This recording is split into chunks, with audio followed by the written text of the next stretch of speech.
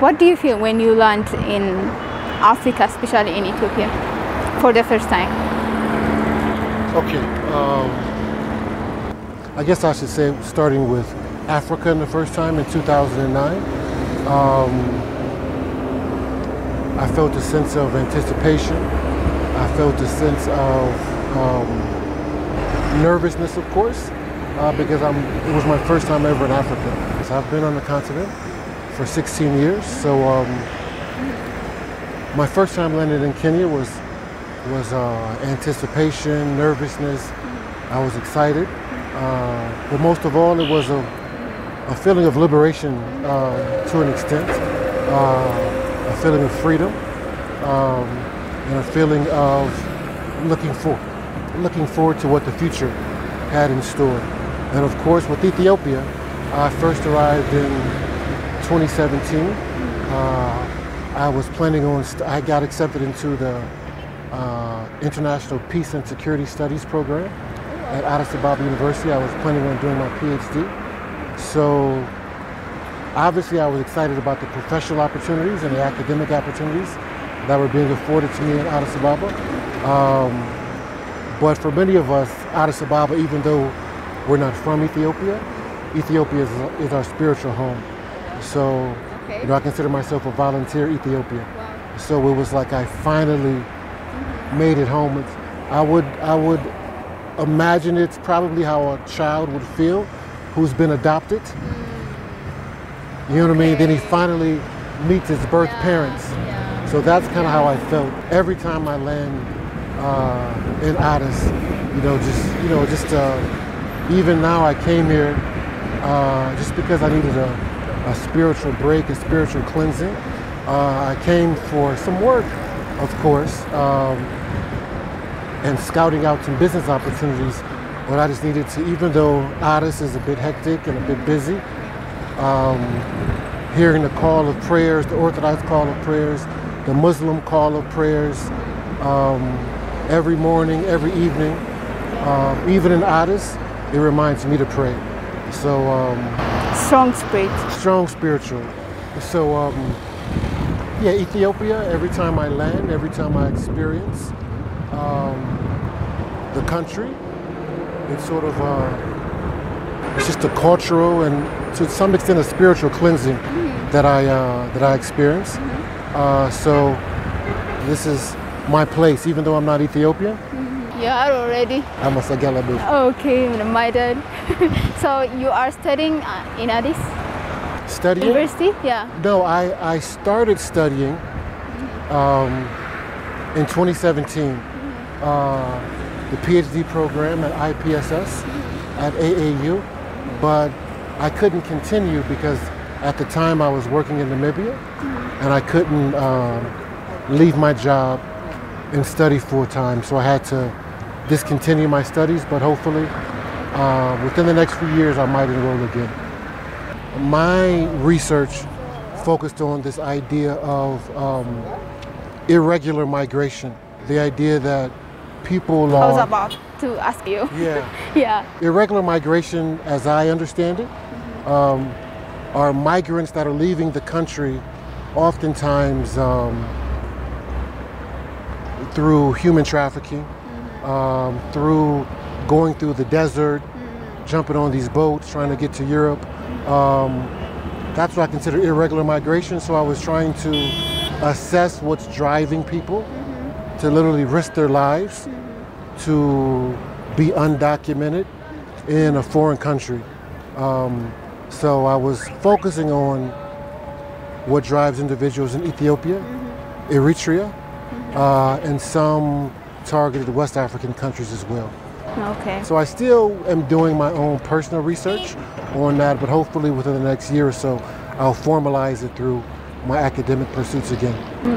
Okay. So what do you feel about when people, especially literate people, migrate to developed country? You know, I'm a person who firmly believes that individuals have the right to go where they think they can, their aspirations can be developed. It's unfortunate that many Africans are in environments where we feel like our full aspirations can't be accomplished in Africa. Maybe that's right, maybe it isn't right. I'm not one to judge, but I find it disappointing to some degree. But I think it needs to be acknowledged that it needs to be easier for Africans to travel within Africa, because my motto is, there's 54 countries in Africa. If I can't make it in Kenya, maybe I can make it in Sudan. If I can't make it in Sudan, let me try Ethiopia. If Ethiopia doesn't work, maybe there's opportunity for me in Djibouti. Djibouti isn't right, maybe Malawi, Namibia, South Africa, Kenya.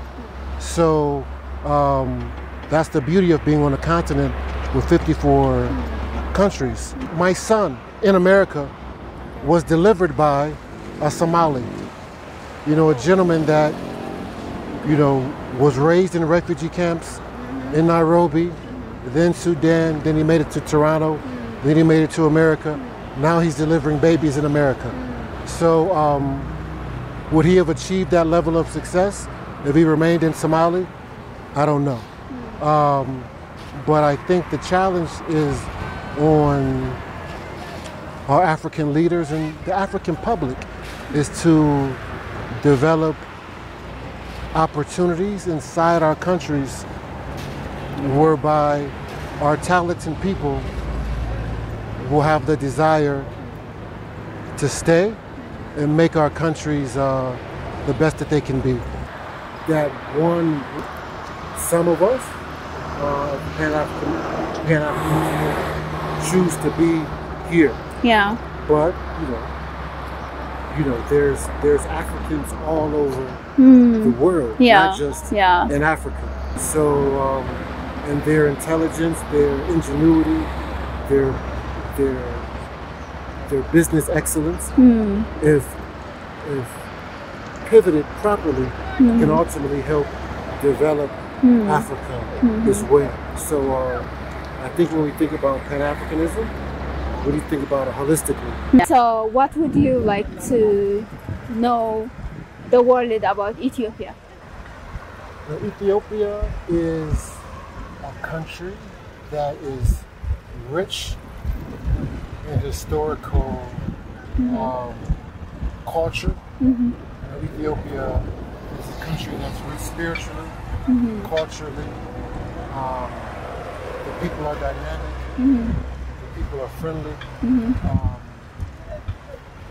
Ethiopia is, for many of us, the land of origins. There cannot be a world without Ethiopia.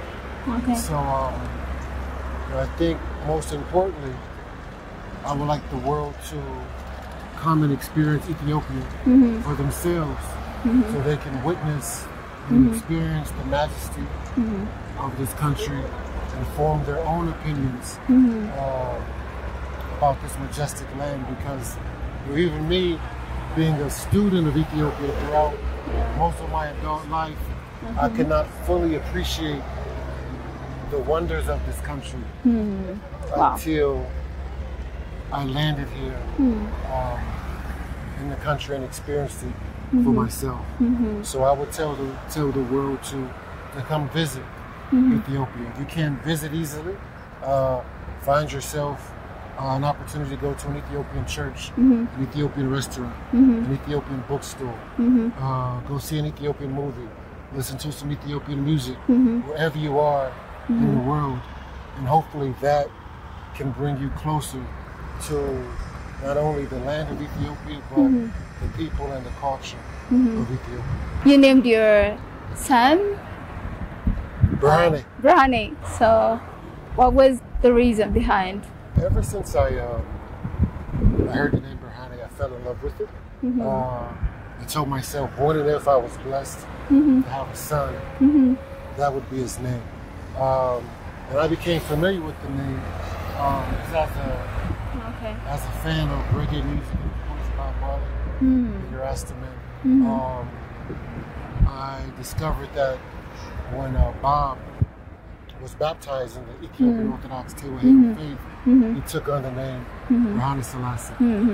So that's when I come to understand that name means my light.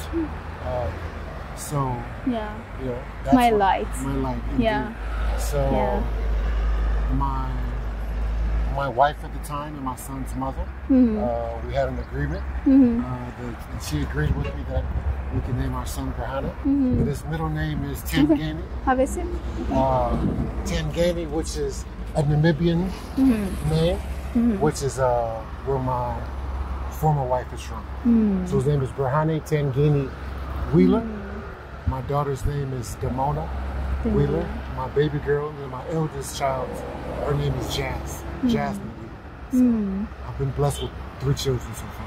Okay, nice. Have you heard something about Ethiopia before you came here? Of course, I mean I'm 53, so I've lived a pretty full life thus far.